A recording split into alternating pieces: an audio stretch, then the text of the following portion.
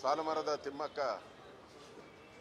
ಒಂದು ರೀತಿ ಪರಿಸರ ರಕ್ಷಣೆ ಮಾಡುವಂಥ ಒಂದು ಉದ್ದೇಶ ಇಟ್ಕೊಂಡು ಸಾಲುಮರದ ತಿಮ್ಮಕ್ಕ ಅಂತಲೇ ಪ್ರಖ್ಯಾತಿಯನ್ನು ಪಡೆದಂಥ ಕರ್ನಾಟಕದ ಅದು ಮಾಗಡಿ ತಾಲೂಕು ಹುಳಿಕಲ್ಲಲ್ಲಿ ರಸ್ತೆಯಲ್ಲಿ ಸಾಲುಮರಗಳನ್ನು ನೆಟ್ಟು ಅವರ ಯಜಮಾನರು ಒಂದು ದೇಶಕ್ಕೆ ಮಾದರಿಯಾಗುವಂಥ ಕೆಲಸವನ್ನು ಮಾಡಿದ್ದಾರೆ.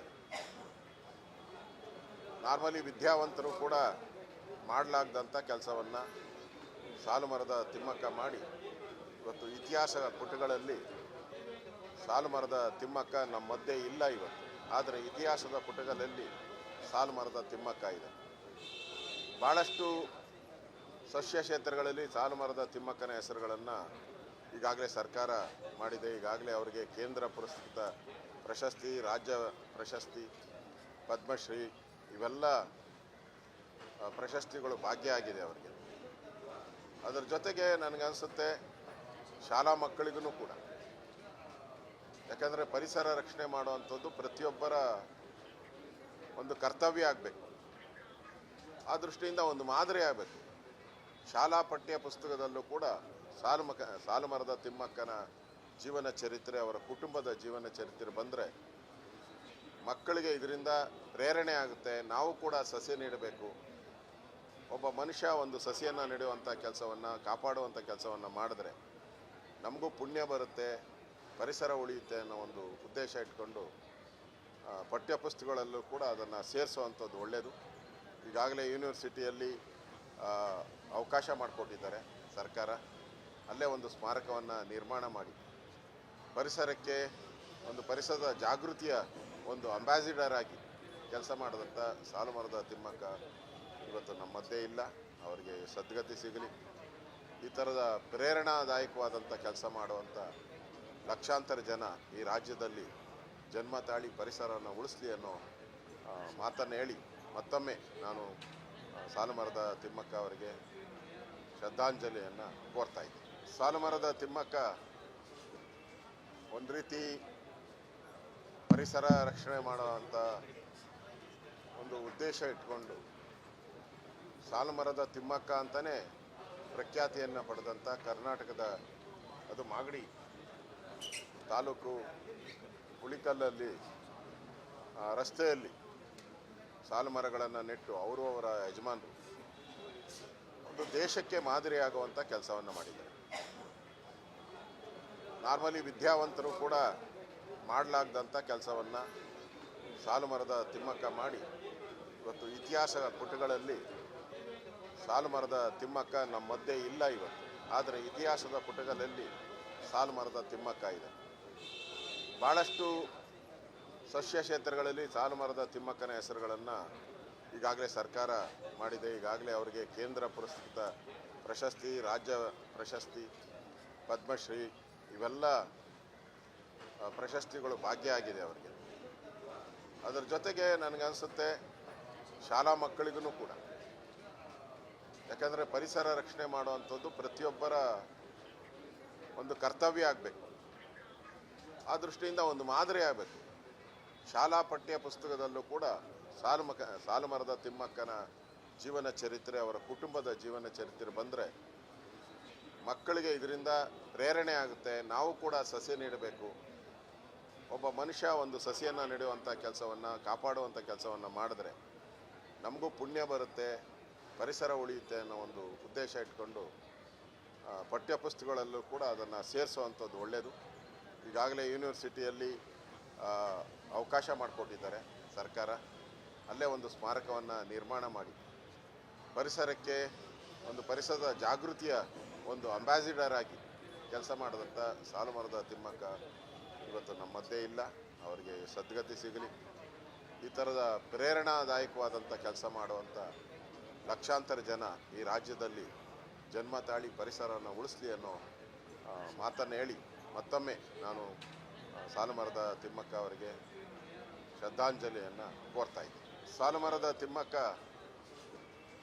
ಒಂದು ರೀತಿ ಪರಿಸರ ರಕ್ಷಣೆ ಮಾಡುವಂಥ ಒಂದು ಉದ್ದೇಶ ಇಟ್ಕೊಂಡು ಸಾಲುಮರದ ತಿಮ್ಮಕ್ಕ ಅಂತಲೇ ಪ್ರಖ್ಯಾತಿಯನ್ನು ಪಡೆದಂಥ ಕರ್ನಾಟಕದ ಅದು ಮಾಗಡಿ ತಾಲೂಕು ಹುಳಿಕಲ್ಲಲ್ಲಿ ರಸ್ತೆಯಲ್ಲಿ ಸಾಲು ಮರಗಳನ್ನು ನೆಟ್ಟು ಅವರು ಅವರ ಯಜಮಾನರು ಒಂದು ದೇಶಕ್ಕೆ ಮಾದರಿಯಾಗುವಂಥ ಕೆಲಸವನ್ನು ಮಾಡಿದ್ದಾರೆ. ನಾರ್ಮಲಿ ವಿದ್ಯಾವಂತರು ಕೂಡ ಮಾಡಲಾಗದಂಥ ಕೆಲಸವನ್ನು ಸಾಲು ಮರದ ತಿಮ್ಮಕ್ಕ ಮಾಡಿ ಇವತ್ತು ಇತಿಹಾಸ ಪುಟಗಳಲ್ಲಿ ಸಾಲು ಮರದ ತಿಮ್ಮಕ್ಕ ನಮ್ಮ ಮಧ್ಯೆ ಇಲ್ಲ ಇವತ್ತು. ಆದರೆ ಇತಿಹಾಸದ ಪುಟಗಳಲ್ಲಿ ಸಾಲು ಮರದ ತಿಮ್ಮಕ್ಕ ಇದೆ. ಭಾಳಷ್ಟು ಸಸ್ಯ ಕ್ಷೇತ್ರಗಳಲ್ಲಿ ಸಾಲು ಮರದ ತಿಮ್ಮಕ್ಕನ ಹೆಸರುಗಳನ್ನು ಈಗಾಗಲೇ ಸರ್ಕಾರ ಮಾಡಿದೆ. ಈಗಾಗಲೇ ಅವರಿಗೆ ಕೇಂದ್ರ ಪುರಸ್ಕೃತ ಪ್ರಶಸ್ತಿ, ರಾಜ್ಯ ಪ್ರಶಸ್ತಿ, ಪದ್ಮಶ್ರೀ ಇವೆಲ್ಲ ಪ್ರಶಸ್ತಿಗಳು ಭಾಗ್ಯ ಆಗಿದೆ ಅವರಿಗೆ. ಅದರ ಜೊತೆಗೆ ನನಗನ್ಸುತ್ತೆ ಶಾಲಾ ಮಕ್ಕಳಿಗೂ ಕೂಡ, ಯಾಕಂದರೆ ಪರಿಸರ ರಕ್ಷಣೆ ಮಾಡುವಂಥದ್ದು ಪ್ರತಿಯೊಬ್ಬರ ಒಂದು ಕರ್ತವ್ಯ ಆಗಬೇಕು. ಆ ದೃಷ್ಟಿಯಿಂದ ಒಂದು ಮಾದರಿ ಆಗಬೇಕು. ಶಾಲಾ ಪಠ್ಯ ಪುಸ್ತಕದಲ್ಲೂ ಕೂಡ ಸಾಲು ಮರದ ತಿಮ್ಮಕ್ಕನ ಜೀವನ ಚರಿತ್ರೆ, ಅವರ ಕುಟುಂಬದ ಜೀವನ ಚರಿತ್ರೆ ಬಂದರೆ ಮಕ್ಕಳಿಗೆ ಇದರಿಂದ ಪ್ರೇರಣೆ ಆಗುತ್ತೆ. ನಾವು ಕೂಡ ಸಸ್ಯ ನೀಡಬೇಕು.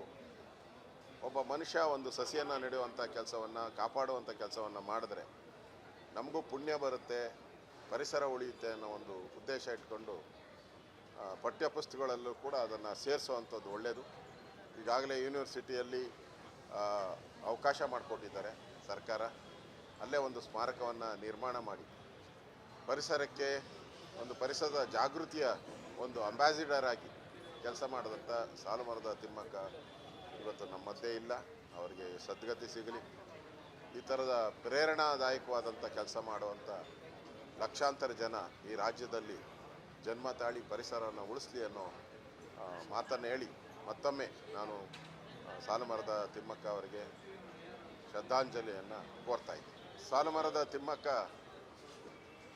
ಒಂದು ರೀತಿ ಪರಿಸರ ರಕ್ಷಣೆ ಮಾಡುವಂಥ ಒಂದು ಉದ್ದೇಶ ಇಟ್ಕೊಂಡು ಸಾಲು ಮರದ ತಿಮ್ಮಕ್ಕ ಅಂತಲೇ ಪ್ರಖ್ಯಾತಿಯನ್ನು ಪಡೆದಂಥ ಕರ್ನಾಟಕದ ಅದು ಮಾಗಡಿ ತಾಲೂಕು ಹುಳಿಕಲ್ಲಲ್ಲಿ ರಸ್ತೆಯಲ್ಲಿ ಸಾಲು ಮರಗಳನ್ನು ನೆಟ್ಟು ಅವರು ಅವರ ಯಜಮಾನರು ಒಂದು ದೇಶಕ್ಕೆ ಮಾದರಿಯಾಗುವಂಥ ಕೆಲಸವನ್ನು ಮಾಡಿದ್ದಾರೆ.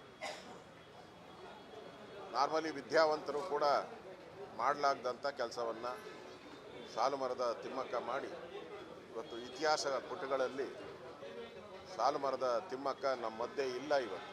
ಆದರೆ ಇತಿಹಾಸದ ಪುಟಗಳಲ್ಲಿ ಸಾಲು ಮರದ ತಿಮ್ಮಕ್ಕ ಇದೆ. ಭಾಳಷ್ಟು ಸಸ್ಯ ಕ್ಷೇತ್ರಗಳಲ್ಲಿ ಸಾಲು ಮರದ ತಿಮ್ಮಕ್ಕನ ಹೆಸರುಗಳನ್ನು ಈಗಾಗಲೇ ಸರ್ಕಾರ ಮಾಡಿದೆ. ಈಗಾಗಲೇ ಅವರಿಗೆ ಕೇಂದ್ರ ಪುರಸ್ಕೃತ ಪ್ರಶಸ್ತಿ, ರಾಜ್ಯ ಪ್ರಶಸ್ತಿ, ಪದ್ಮಶ್ರೀ ಇವೆಲ್ಲ ಪ್ರಶಸ್ತಿಗಳು ಭಾಗ್ಯ ಆಗಿದೆ ಅವರಿಗೆ. ಅದರ ಜೊತೆಗೆ ನನಗನ್ಸುತ್ತೆ ಶಾಲಾ ಮಕ್ಕಳಿಗೂ ಕೂಡ, ಯಾಕಂದರೆ ಪರಿಸರ ರಕ್ಷಣೆ ಮಾಡುವಂಥದ್ದು ಪ್ರತಿಯೊಬ್ಬರ ಒಂದು ಕರ್ತವ್ಯ ಆಗಬೇಕು. ಆ ದೃಷ್ಟಿಯಿಂದ ಒಂದು ಮಾದರಿ ಆಗಬೇಕು. ಶಾಲಾ ಪಠ್ಯ ಪುಸ್ತಕದಲ್ಲೂ ಕೂಡ ಸಾಲು ಮರದ ತಿಮ್ಮಕ್ಕನ ಜೀವನ ಚರಿತ್ರೆ, ಅವರ ಕುಟುಂಬದ ಜೀವನ ಚರಿತ್ರೆ ಬಂದರೆ ಮಕ್ಕಳಿಗೆ ಇದರಿಂದ ಪ್ರೇರಣೆ ಆಗುತ್ತೆ. ನಾವು ಕೂಡ ಸಸ್ಯ ನೀಡಬೇಕು. ಒಬ್ಬ ಮನುಷ್ಯ ಒಂದು ಸಸಿಯನ್ನು ನೆಡುವಂಥ ಕೆಲಸವನ್ನು, ಕಾಪಾಡುವಂಥ ಕೆಲಸವನ್ನು ಮಾಡಿದ್ರೆ ನಮಗೂ ಪುಣ್ಯ ಬರುತ್ತೆ, ಪರಿಸರ ಉಳಿಯುತ್ತೆ ಅನ್ನೋ ಒಂದು ಉದ್ದೇಶ ಇಟ್ಕೊಂಡು ಪಠ್ಯಪುಸ್ತಕಗಳಲ್ಲೂ ಕೂಡ ಅದನ್ನು ಸೇರಿಸುವಂಥದ್ದು ಒಳ್ಳೆಯದು. ಈಗಾಗಲೇ ಯೂನಿವರ್ಸಿಟಿಯಲ್ಲಿ ಅವಕಾಶ ಮಾಡಿಕೊಟ್ಟಿದ್ದಾರೆ ಸರ್ಕಾರ. ಅಲ್ಲೇ ಒಂದು ಸ್ಮಾರಕವನ್ನು ನಿರ್ಮಾಣ ಮಾಡಿ ಪರಿಸರಕ್ಕೆ ಒಂದು ಪರಿಸರದ ಜಾಗೃತಿಯ ಒಂದು ಅಂಬಾಸಿಡರ್ ಆಗಿ ಕೆಲಸ ಮಾಡಿದಂಥ ಸಾಲು ಮರದ ತಿಮ್ಮಕ್ಕ ಇವತ್ತು ನಮ್ಮ ಮಧ್ಯೆ ಇಲ್ಲ. ಅವರಿಗೆ ಸದ್ಗತಿ ಸಿಗಲಿ. ಈ ಥರದ ಪ್ರೇರಣಾದಾಯಕವಾದಂಥ ಕೆಲಸ ಮಾಡುವಂಥ ಲಕ್ಷಾಂತರ ಜನ ಈ ರಾಜ್ಯದಲ್ಲಿ ಜನ್ಮ ತಾಳಿ ಪರಿಸರವನ್ನು ಉಳಿಸಲಿ ಅನ್ನೋ ಮಾತನ್ನು ಹೇಳಿ ಮತ್ತೊಮ್ಮೆ ನಾನು ಸಾಲು ಮರದ ತಿಮ್ಮಕ್ಕ ಅವರಿಗೆ ಶ್ರದ್ಧಾಂಜಲಿಯನ್ನು ಕೋರ್ತಾ ಇದ್ದೀನಿ.